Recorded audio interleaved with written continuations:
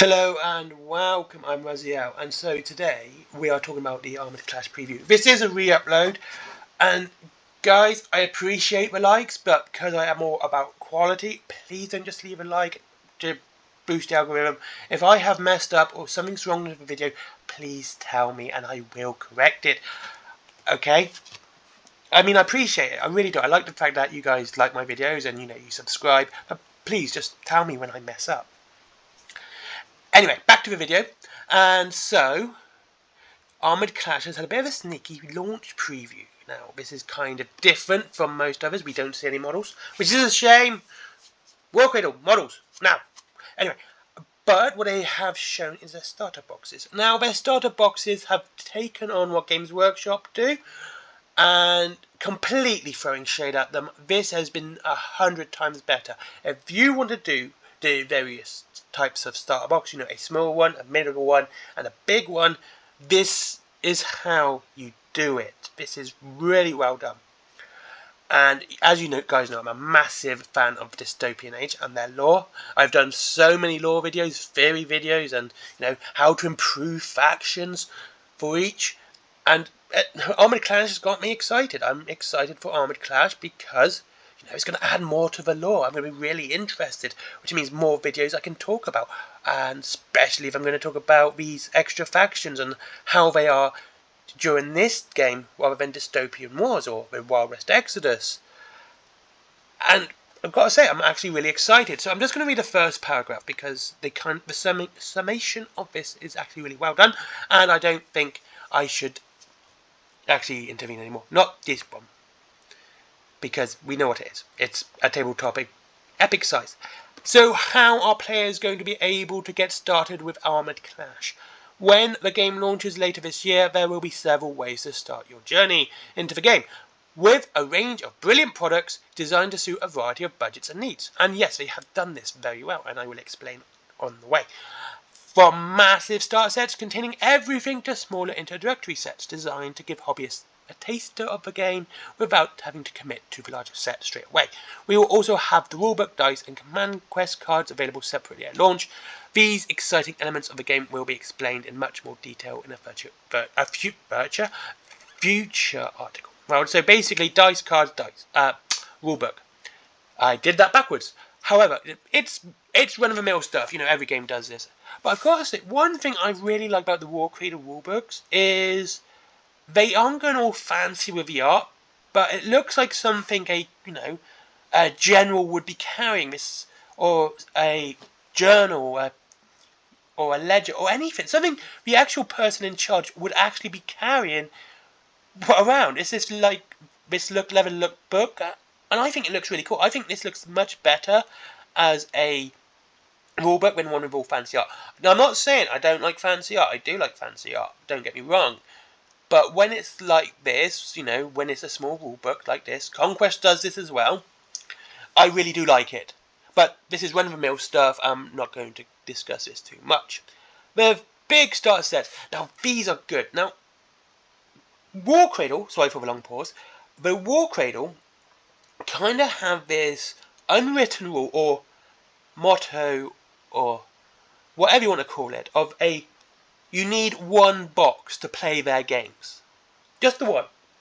They do it with Wild West Exodus with the posse boxes, and they do it with the fleet boxes for Dystopian Wars, and it looks like they're going to be doing it for Armoured Clash. And I like this idea because you get everything you need in that box. And this is kind of cool. And I think it's great. And the rules are free anyway, as well.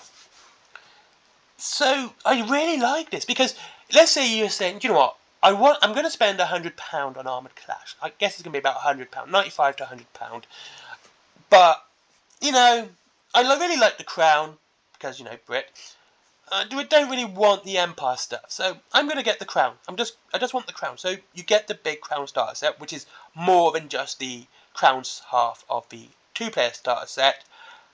And you're good to go, and that's really cool because you might not have someone you could split the box with, or you're just not interested in both factions.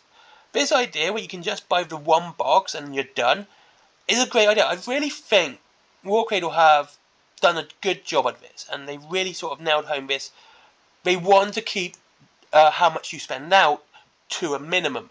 However, they do want you to obviously buy the new tanks, buy the new battle groups, etc. for your army, but it's not being forced upon you to do this. Like, you got the one box, you're good to go.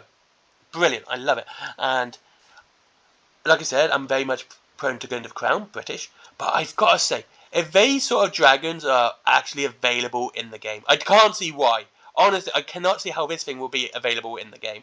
Same with this Flying City, but if they are, fantastic. Same with these airships. But it's kind of cool to show it, because you're kind of saying, ooh, maybe you can do some campaigns between Dystopian Wars and Armoured Clash. Or Armoured Clash and Dystopian Wars and Warcradle Exodus with some... I can actually use the Crown in... I could do a Crown one for all three and have a nice long campaign with all three. I would do that. Rani Namu and her crew have to run to the dock to get to her ship, and then to set... You could... I tell you what, if you are doing the Crown, I've got a perfect campaign idea for you guys. You're Rani Namu, and you've got to go from basically the Lost World.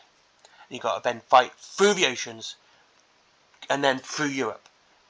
And you go through each one. Like, so you start with Warcradle Exodus, with Lost World Exodus, and then you've got to kind of make your way out, and then your constant battle is just to move to the end of the table. That's your, and once you've finally got to the end of the Armoured Clash table, that's it. The person who needs to get the information has got it. Oh, that would be really cool. Just my idea. Tear away if you want it. Introductory sets. Another great thing that Warcradle do. They do it for Dystopian Wars. They did do it for Warcradle Exodus, and I hope to God they bring them back, because I want that Tribal Retribution box again. It's a fantastic box. And it means I get both versions of Walks looking again. But these are great. These are basically usually about the half of a starter set, and that's it. Plus the rules, dice, and etc. So it's not the 2-player starter set. It's half a start. It'll probably be about half a starter set, if not a little bit less. But I've never seen Warcradle go really cheap on people. I can definitely see this is a half set. Again, like, you might not have someone you can split the game with, or you can't afford the big starter set, you know, or just, you know, you're not too sure about playing it, so you want to go low budget, you want an army and you want everything, and there you go, you just need this one box. Again, I think it's a great idea, and brilliant, I really do. I think it's fantastic, these ideas.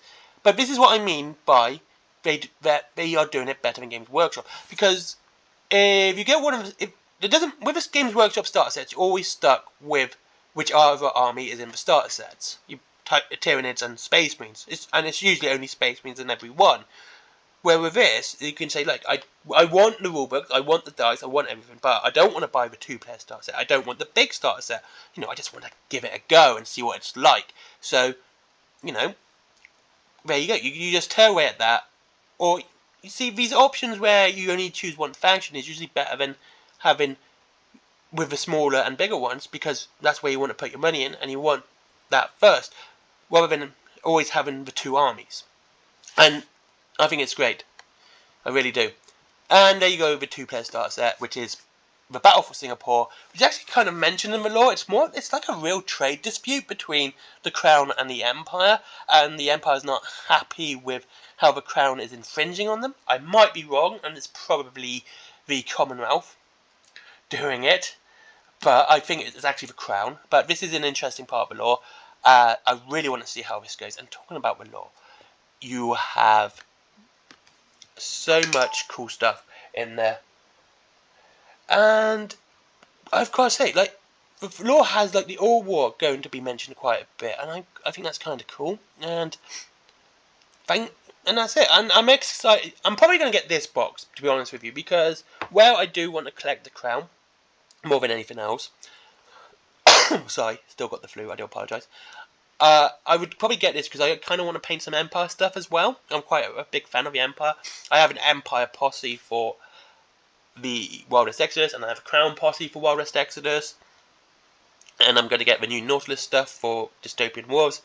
And I love the dragons and stuff in Dystopian Wars for the Empire. So, you never know. Kind of cool, I like it. And then we can see some things for the Imperium here. A nice big Walker and a new tank, which is the Lucifer and Storm Panzer. Sorry again. They're looking good. I love this Walker. It looks so cool. It looks great.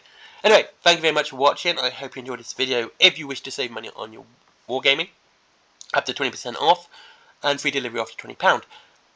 There is Forbidden Planet there as well for comics, DVDs, mangas, etc. My merchandise, stickers, cups, t-shirts, my comics, Storm,